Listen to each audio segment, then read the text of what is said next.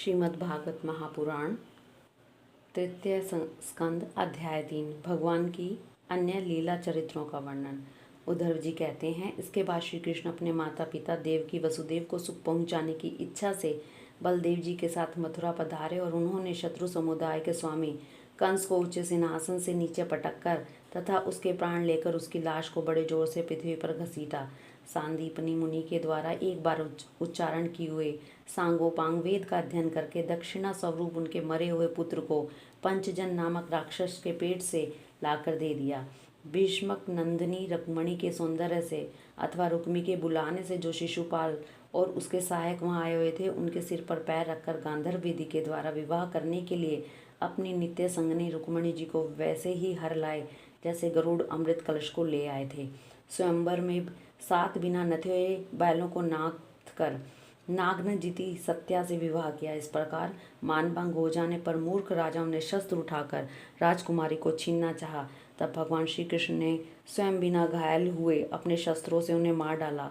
भगवान विषय पुरुषों की लीला करते हुए अपनी प्राण प्रिया सत्यभामा को प्रसन्न करने की इच्छा से उनके लिए स्वर्ग से कल्प वृक्ष उखाड़ लाए। उस समय इंद्र ने क्रोध से अंधे होकर अपने सैनिकों सहित उन पर आक्रमण कर दिया, क्योंकि वह निश्चय ही अपनी स्त्रियों का क्रीड़ा मृग बना हुआ है। अपने विशाल डील डोल से आकाश को ढक देने वाले अपने पुत्र भौमासुर को भगवान के हाथ से मरा हुआ देखकर पृथ्वी ने जब उनसे प्रार्थना की, तब उन्होंने भौमासुर के पुत्र भगदत्त को उसका बचा हुआ राज्य देकर उसके अंतपुर में प्रवेश किया। वहाँ भौमासुर द्वारा हरकर लाई हुई बहुत सी राजकन्याएं थी। वे दीन बंधु श्री कृष्ण चंद्र को देखते ही खड़ी हो गई और सबने महान हर्ष, लज्जा एवं प्रेम पूर्वक चितवन से तत्काल ही भगवान को पति रूप में वर्ण कर लिया। तब भगवान ने अपनी निज शक्ति योग माया से उन ललनाओं के अनुरूप उतने ही रूप धारण कर उन सब का अलग अलग महलों में एक ही मुहूर्त में विधिवत पाणी ग्रहण किया। अपनी लीला का विस्तार करने के लिए उन्होंने उनमें से प्रत्येक के गर्भ से सभी गुणों में अपने ही समान 10-10 पुत्र उत्पन्न किए।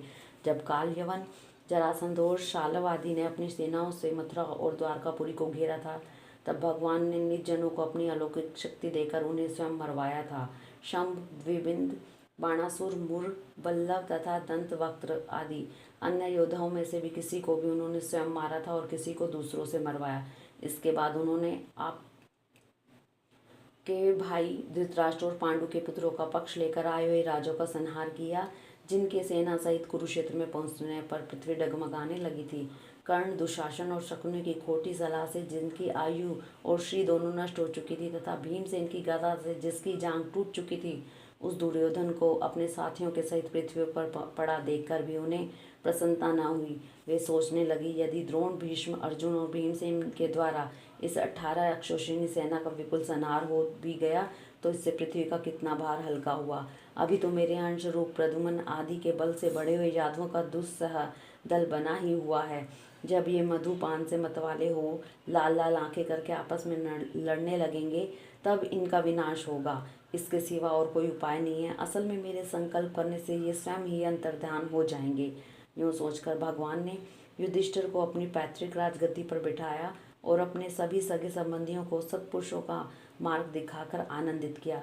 उत्तरा के उदर में जो अभिमन्यु ने पुरुवंश का भी स्थापित किया था, वह भी अश्वत्थामा के ब्रह्मास्त्र से नष्ट हो चुका था, किंतु भगवान ने उसे बचा लिया।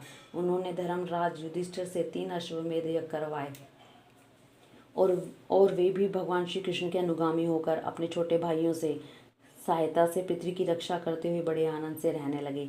विश्व आत्मा भगवान श्री कृष्ण ने द्वारकापुरी में रहकर लोक और वेद की मर्यादा का पालन करते हुए सब प्रकार के भोग भोगे, किंतु सांख्य योग की स्थापना करने के लिए उनमें कभी आसक्त नहीं हुए। मधुर मुस्कान, स्नेहमयी चितवन, सुधामयी वाणी, निर्मल चरित्र तथा समस्त शोभा और सुंदरता के निवास अपने श्री विग्रह से लोक परलोक और विशेषतः यादवों को आनंदित किया तथा रात्रियों में अपनी प्रियाओं के साथ क्षणिक अनुराग युक्त होकर समयोचित विहार किया और इस प्रकार उन्हें भी सुख दिया। इस तरह बहुत वर्षों तक विहार करते करते उन्हें गृहस्थ आश्रम संबंधी भोग सामग्रियों से वैराग्य हो गया। ये भोग सामग्रियां ईश्वर के अधीन है और जीव भी उन्हीं के अधीन है। जब योगेश्वर भगवान श्री कृष्ण को ही अपने वैराग्य हो गया, तब भक्ति योग के द्वारा उनका अनुगमन करने वाला भक्त उन पर विश्वास ही कैसे करेगा। एक बार द्वारकापुरी में खेलते हुए यदुवंशी और भोजवंशी बालकों ने खेल खेल में कुछ मुनीश्वरों को चिढ़ा दिया। तब यादव कुल का नाश ही भगवान को अभीष्ट है यह समझकर उन ऋषियों ने बालकों को शाप दे दिया। इसके कुछ ही महीने बाद भाविवश वृष्णि भोज और अंधकवंशी यादव बड़े हर्ष से रथों पर चढ़कर प्रभास क्षेत्र में गए। वहां स्नान करके उन्होंने उस तीर्थ के जल से पितर देवता और ऋषियों का तर्पण किया तथा ब्राह्मणों को श्रेष्ठ गोएं दी। उन्होंने सोना चांदी, शैया, वस्त्र, मृग चर्म, कंबल, पालकी, रथ, हाथी, कन्याएं, ऐसी भूमि जिससे जीविका चल सके तथा नाना प्रकार के सरस अन्न भी भगवद अर्पण करके ब्राह्मणों को दिए। इसके पश्चात गौर ब्राह्मणों के लिए ही प्राण धारण करने वाले उन वीरों ने पृथ्वी पर सिर टेक कर उन्हें प्रणाम किया। हरिओम तत्सत।